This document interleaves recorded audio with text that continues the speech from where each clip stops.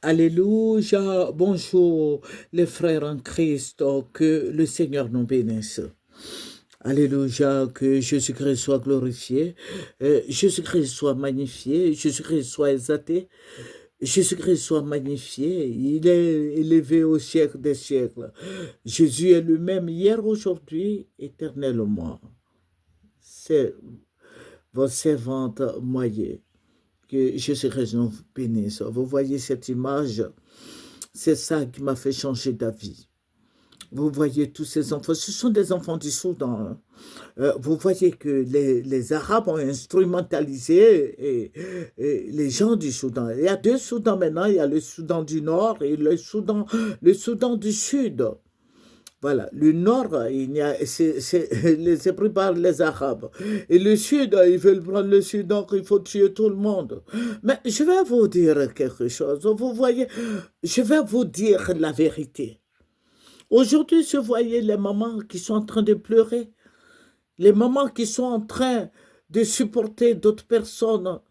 C'est parce que nous voyons ces images-là qui brisent le cœur. Vous voyez ces images-là qui brisent le cœur. Vous voyez des enfants. Vous voyez ces enfants dont les parents ont déjà, les gens, les rebelles ont déjà les parents. Vous voyez tous ces enfants qui sont en train de pleurer de faim. Vous voyez tous ces enfants qui sont en train de crier des orphelins. Moi, je lutte pour les sans-voix. Et vous allez me demander pourquoi ces temps-ci j'ai changé. J'ai changé, je vais changer, je veux bien changer. Mais je vais changer pour l'Afrique. Est-ce qu'on trouve ces images-là en France, en Europe? J'ai dit non. J'ai dit non. Tu ne trouveras cette image nulle part, si ce n'est en Afrique. On vient, on puise l'uranium, on puise l'or, on puise les diamants, l'essence, le pétrole et tout. Et on laisse les Africains comme ça. Ces images qui font pleurer, ces images qui font peur. Pour nos enfants, nos petits-enfants, la génération future. Et c'est pour ça que je soutiens M. Sonko. Voilà. Et je veux vous le dire. Parce qu'il faut que ça change. On ne peut pas rester là. Et nos enfants, nos petits-enfants, que deviendront-ils? Les Africains ont peur. Quand tu es servante de Dieu, tu es serviteur de Dieu, tu es obligé de supporter quelqu'un. Tu es obligé d'aider. Moi, je ne fais pas la politique, mais là où il y a la vérité, c'est là où se trouve l'Esprit de Dieu. Il faut qu'il y ait la vérité en Afrique. Nos gouvernants ont peur. Oh, mais ça me fait tellement mal. Nos gouvernants ont peur. Parce que tu ne fais pas, on t'enlève. Vous voyez, aujourd'hui, c'est ce que nous constatons. Nous pleurons dans le cœur. L'Africain pleure. L'Africain a peur. L'Africain se cache pour pleurer. Vous voyez tous ces enfants qui pleurent. Demain, tous ces enfants vont pleurer encore après-demain. Et de génération en génération. Je demande à nos gouvernants, je ne dis pas de faire la guerre, mais d'aider les orphelins à grandir. Je parle bien des orphelins. Parce que les enfants de nos grands types là sont à l'étranger. Mais je demande encore une fois d'aider les orphelins, d'aider moi je suis là pour les sans-voix, d'aider les orphelins qui pleurent aujourd'hui, que demain l'orphelin essuie ses larmes. Je demande au gouvernant, à M. Téné Ibrahim, d'aider les orphelins, d'aider les veuves, les sans-voix, les sans-abri.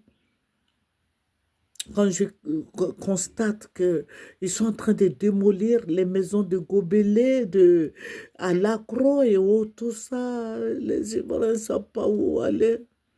On peut construire des petites maisons là, même des petits studios là, et puis de donner à chaque famille. À l'intérieur du pays, au nord, il y a encore des terres. Au nord de la Côte d'Ivoire, on peut les loger là-bas. Et puis on peut les envoyer là-bas.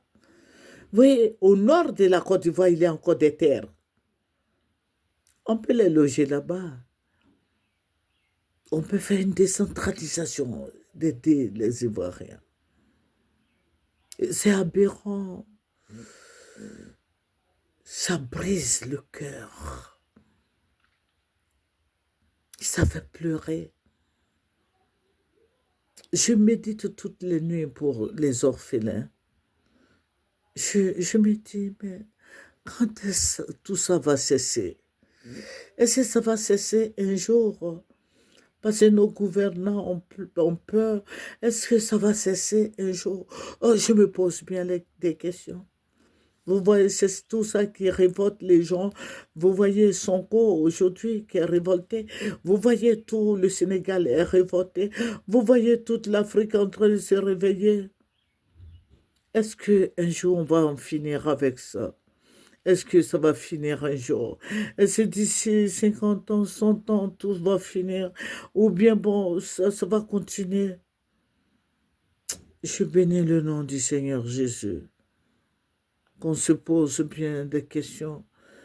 Vous voyez tous ces orphelins qui pleurent, donc ces orphelins qui n'ont plus leurs parents, ces orphelins qui qui sont pas couverts, ces orphelins qui pleurent, qui se lamentent, qui ont faim. Est-ce normal? Est-ce que ces enfants demandaient à naître?